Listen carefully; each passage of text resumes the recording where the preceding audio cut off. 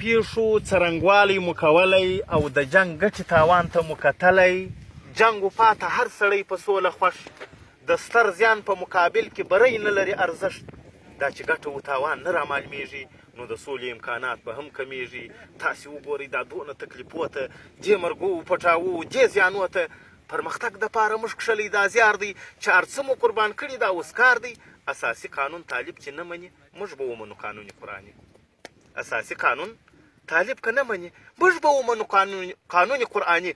د جهاد لاره به بنده کو پر ځان که موږ ومنو قانون د سپین قرآن، او د جهاد لاره چې بنده پر موږ نسي تر هغو به دغه سوله هم رانسي چې ژوندون د یو ملت وي په خطر کې. د خلاصون دپاره هر څه باید سپر کړي، که څه هم د انسانیت خلاف وي باید وسي امنیت کراولي. او قرآن نه دی مخالف د انسانیت.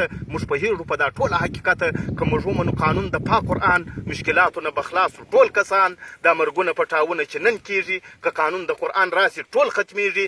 تقریبا 90% خلک قرآني دي، 10% پلویان د اساسي دي. اوس دا 10% بولي معتبره که 90 خلک راځي سي دا د غوره مشکل ټوله په دا یوه لار کې حل کېږي چې دا خلک به قرآن ته تسلیمیږي. مشکل ټوله په دا یوه لار کې حل کېږي چې دا خلک به قرآن ته تسلیمیږي. او موږ ته هم لازمه چې ټولنه وسمون ته یوسو، حکم بیان کو هم یې وکړو، ځان خلاصون ته یوسو. ځکه دا یوه لار بې له دغې بله لاره نسته، د لا یزال واحده ربه څخه چاره نسته. نو پاک قرآن ته به تسلیم سو که شادي غواړو موږ، که په دنیا او آخرت کې خوشحالي غواړو موږ. او که ور تسلیم نسو نو بیا به خوشحالي نه وینو، په دې دنیا او آخرت کې به شادي نه وینو. ځکه چې دا قانون یې موږ ته په تحقیق کېښی دی، یوه خالق یوه مالک یوه رازق کېښی دی چې قانون راولو پر هغه ځای رحمت پاتېږي، ټول ظلمونه ختم کېږي، عدالت پاتېږي. په تجربه سره چې هر ځای دا قانون راولي نو نتیجه بیا تاسې خپله په خپل سترګو وینئ. په تجربه سره چې هر ځای دا قانون راولي نو نتیجه بیا تاسې خپله په خپل سترګو وینئ. که و قرآن ته ور تسلیم سو بس کیسه ختمه ده. د طالب و مجاهد نوره جګړه ختمه ده. خو کافران د دې جګړې اوس درول نه غواړي. دوی د نړۍ مسلمانان یو ځای کېدل نه غواړي. مسلمانانو کې ډلې دي ساتلي درته، هغه وابیان و سلفیان و داعشان هم رایله کړي درته.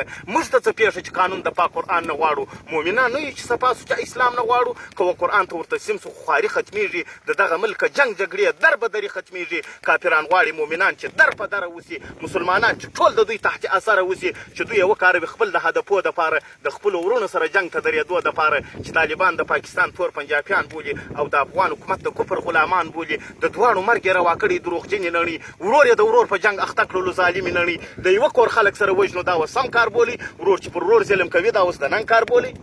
د یوه کور خلک سره وژنو دا اوس سم کار بولي. ورور چې پر ورور ظلم کوي دا اوس د نن کار بولي. موږ تر دا اوسه ناپوهان د ظالمانو په خوله، مؤمنان ورونه مړه کوو د کافرانو په خوله. یو یې کسور د امریکا بل پاکستان بولي. دوستي یې پرېږدئ چې دا دواړه خاینان بولي. و پاک قرآن ته ور تسلیم سئ، پاک قرآن راواخلئ، پاک حدیث د پیغمبر علیه السلام راواخلئ. دا خو به نه د امریکا نه پاکستان راځي، او دغه قانون خو به د لوري د اسمان راځي.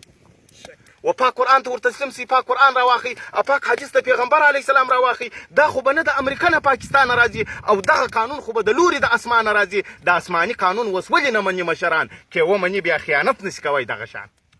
د اسماني قانون اوس ولې نه مني مشران؟ که ومني بیا خیانت نسي کوی دغه شان. اول خدا د رب قانون دی، دا قانون به منو. دوهم دپاره د خپل ځان یې د خلاصون به منو. صابر وایي دا قانون چې رانسي رحمت نه وینو، په ټول دنیا کې به یو ځای د امنیت نه وینو. ډېره مننه.